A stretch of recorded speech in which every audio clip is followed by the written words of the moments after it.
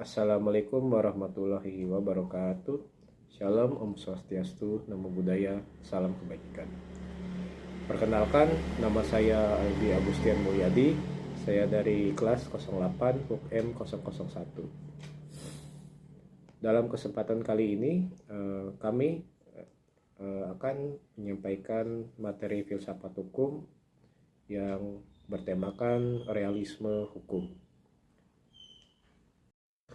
Para pemerhati hukum yang budiman, mazhab realisme hukum merupakan bentuk kritik atas mazhab positivisme hukum, yang mana dalam mazhab tersebut mengandalkan atas suatu logika dan validasi atas penguasa, sehingga membawa arus bahwa satu-satunya hukum adalah penguasa. Karena dalam mazhab positivisme hukum merupakan hukum yang dibentuk oleh penguasa. Terutama bagi hakim yang akan membuat sebuah putusan, seringkali paradigma positivisme hukum tidak cocok dengan kasus yang dihadapinya. Apalagi ketika hakim dihadapi dengan kasus-kasus besar yang banyak kompilasi-kompilasi di dalamnya dan aturan hukum yang tersedia tidak dapat menjangkaunya. Dikarenakan positivisme hukum merupakan hukum yang sudah tertulis atau yang sudah tertuang dalam suatu kitab atau undang-undang. Pada kondisi ini sangat jelas bahwa kepiawaian hakim untuk membuat konstruksi hukum yang berkeadilan sangat diharapkan akibat kegagalan dari cara berpikir positivisme hukum yang sangat ketat dan rigid sehingga meninggalkan celah-celah hukum. Akibatnya, masyarakat kembali dirugikan jika hakim masih terperangkap dalam paradigma yang berpikiran layaknya positivisme hukum. Atas dasar titik inilah, hukum yang bertumpu pada logika, aliran realisme hukum hadir untuk menjawab tantangan problem-problem tersebut. Akar kemunculan realisme bersumber dari perspektif empirisme, kenyataan, realisme, apa yang dihadapi. Kemudian, tokoh yang terkenal dalam aliran realisme hukum ini adalah Hakim Agung Oliver, Wendell Holmes, Jerome Frank, dan Carl Llewellyn. Kaum realis tersebut mendasarkan pemikirannya pada suatu konsepsi radikal mengenai proses peradilan. Menurut mereka, hakim itu lebih layak disebut sebagai pembuat hukum daripada menumbuhkannya.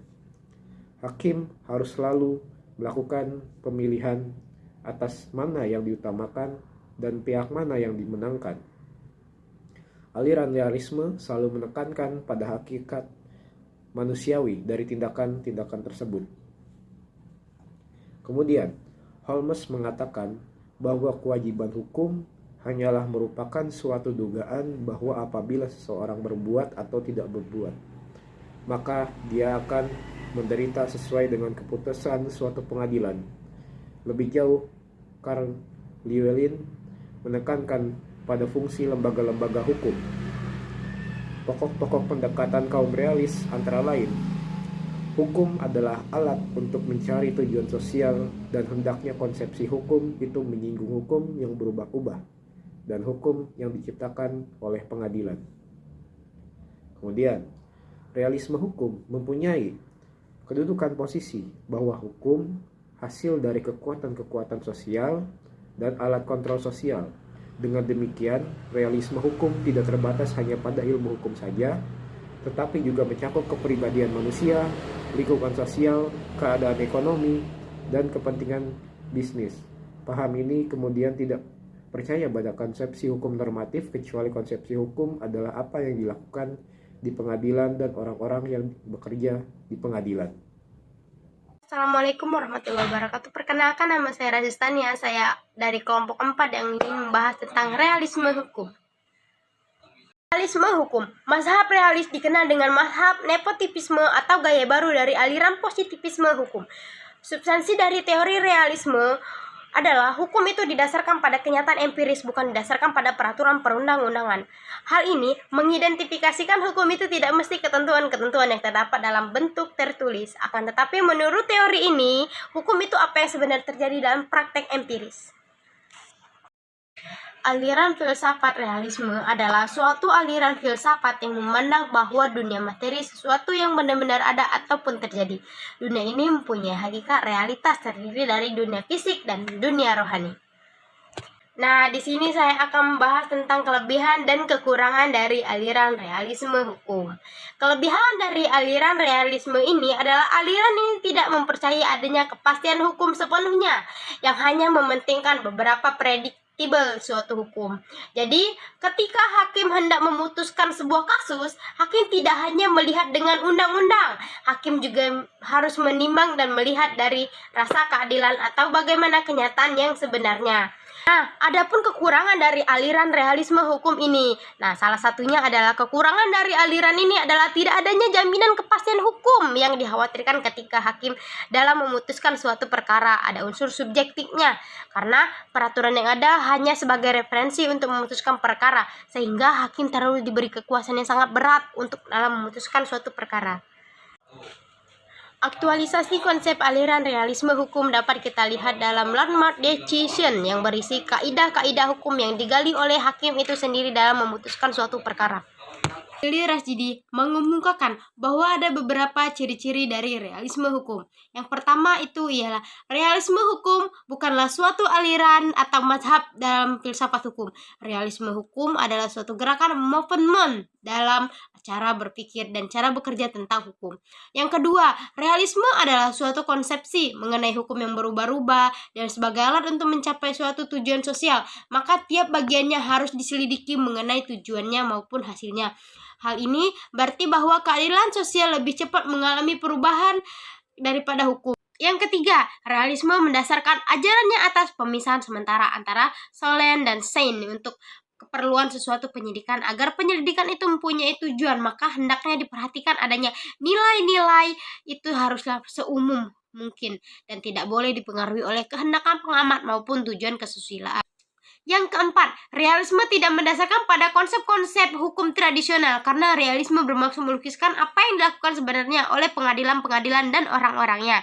Untuk itu, dirumuskan definisi-definisi dalam peraturan perundang-undangan yang merupakan ramalan umum tentang apa yang akan dikerjakan oleh pengadilan sesuai dengan keyakinan ini. Maka realisme menciptakan penggolongan-penggolongan perkara dan keadaan-keadaan hukum yang lebih kecil jumlahnya daripada jumlah penggolongan-penggolongan yang ada pada masa lampau. Di sini juga dijelaskan ada beberapa macam-macam realisme hukum. Salah satunya adalah realisme hukum Amerika. Aliran realisme hukum yang berkembang di Amerika memiliki teman sehaluan yang sama-sama menggunakan gerakan realisme. Nah, adapun dari realisme hukum Skandinavia, aliran ini menempatkan empirisme dalam sentuhan psikologi. Aliran ini berkembang di Swedia pada awal abad 20. Konsep penting dari realisme hukum Skandinavia ini adalah mencari kebenaran suatu pengertian dalam situasi tertentu dengan menggunakan psikologi. Tidak seperti realisme hukum Amerika yang memberikan perhatian pada praktik hukum daripada pelaksanaan hukum. Realisme hukum Skandinavia justru menaruh perhatian pada perilaku manusia ketika berada dalam contoh kontrol hukum. Dengan memanfaatkan psikologi, para eksponen aliran ini mengkaji perilaku hukum terhadap hukum yang menemukan arti hukum yang sebenarnya. Substansi penting dari realisme hukum Skandinavia adalah lebih menekan aspek psikologi hukum dalam kenyataan empiris kehidupan manusia. Hukum memiliki relevansi erat dengan perilaku masyarakat dalam kehidupan. Perbedaan dari realisme Amerika dibandingkan realisme Skandinavia yaitu menitik beratkan pada perilaku-perilaku hakim, yang sementara aliran realisme Amerika melakukan penyelidikan terhadap hukum yang tumbuh dari perhatian hak-hak kewajiban subjek hukum, atau dengan kata lain banyak memfokus diri pada gejala hukum di masyarakat. Nah, itulah penjelasan dari saya tentang realisme hukum. Lebih kurangnya saya mohon maaf. Wassalamualaikum warahmatullahi wabarakatuh. Assalamualaikum warahmatullahi wabarakatuh. Pada kesempatan ini saya ingin menjelaskan terkait tugas mata kuliah filsafat hukum yang menjelaskan tentang realisme hukum. Pada aspek epistemologi, paradigma sebagaimana di atas membawa realisme hukum menjadi filsafat yang menyatakan bahwa hukum tidak mudah untuk diinterpretasi begitu saja. Namun, hukum tidak dapat pula dipisahkan dari aspek-aspek pelaksanaannya. Di sisi lain, perspektif ini mencoba memahami hubungan perilaku manusia dengan hasil daripada instrumen hukum atau peninjauan elemen-elemen yang berada di ilmu-ilmu sosial, sehingga hukum bukan berada pada titik abstrak, namun hukum tidak dapat dipisahkan dari segala tindakan manusia serta kemampuan hakim untuk memutuskan suatu permasalahan berdasarkan nilai-nilai universal. Tinjauan inilah yang membawa perbedaan antara realisme hukum dan positif hukum. Entomologi dalam perspektif realisme hukum memiliki dua aspek, yaitu hukum formal dan objek material. Objek material dalam realisme hukum adalah manusia sebagai subjek hukum serta norma-norma yang berlaku dalam suatu sistem hukum. Selanjutnya, objek formil dan dari realisme hukum adalah segala aspek yang berhubungan dengan struktur, metode pendekatan, latar belakang, dan validitas dari suatu instrumen hukum. Terlebih, ilmu hukum normatif kadangkala hanya mendeskripsikan mengenai objek-objek khususnya, yaitu norma. Padahal, realisme hukum memperhatikan aspek pola-pola perilaku nyata dari setiap subjek hukum. Realisme hukum mencoba menguraikan norma-norma hukum melalui peristiwa-peristiwa nyata yang diciptakan oleh tindak perilaku dari setiap hukum, sebagaimana tindakan tersebut selaras dengan ketentuan yang ada dalam norma sosial lainnya. Hal inilah yang membuat seseorang selalu memiliki kebebasan untuk mengkarakterisasi atau menafsirkan suatu keputusan dengan cara yang sangat spesifik, sembari membedakan dari kasus lain yang pada prinsipnya sama dengan kasus yang ditangani atau diteliti. Kemudian dalam perspektif realisme hukum atas epistemologi, realisme hukum merupakan salah satu bagian ilmu pengetahuan sistematik tentang hukum itu sendiri. Terima kasih.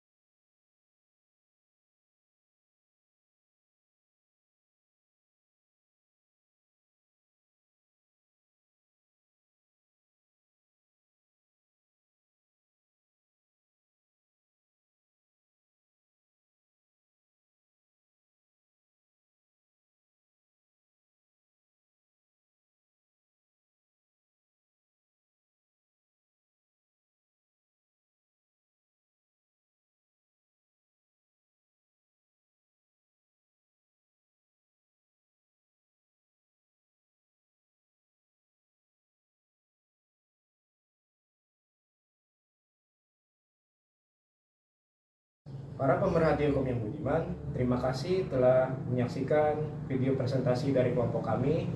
Semoga dapat bermanfaat bagi teman-teman semua yang telah mendengarkan. Kami mohon maaf apabila dalam video ini terdapat kesalahan. Saya ucapkan terima kasih. Wassalamualaikum warahmatullahi wabarakatuh.